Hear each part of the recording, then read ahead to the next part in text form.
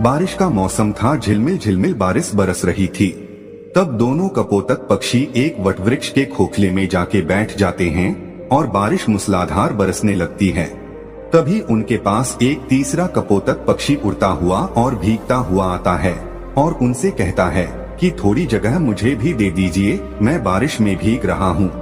लेकिन उस वट वृक्ष के खोखले में इतनी पर्याप्त जगह नहीं थी कि 3 पक्षी आ सके, क्योंकि दोनों पहले बैठे हुए थे, क्योंकि इतनी ही पर्याप्त जगह थी जिसमें दोनों बैठे हुए थे।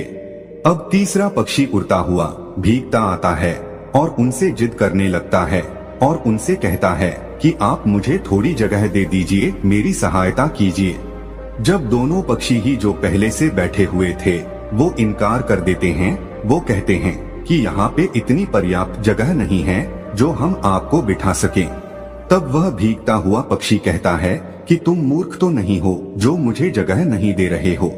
तब वो दोनों पक्षी कहते हैं कि भाई, हमारे पास इतनी पर्याप्त जगह नहीं है, हम दोनों ही बड़ी मुश्किल से इसके अंदर बैठे हैं।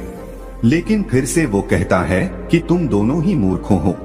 वो दोनों पक्षी फिर से कहते कि भाई, यदि हमारे पास जगह होती तो हम आपको जरूर बिठाते, लेकिन आप खुद देख लीजिए, हमारे पास इतनी पर्याप्त जगह नहीं है कि हम आपको बिठा सकें। अंततः वो भीगता हुआ कपोत पक्षी उन पक्षियों के ऊपर जाके बैठ जाता है।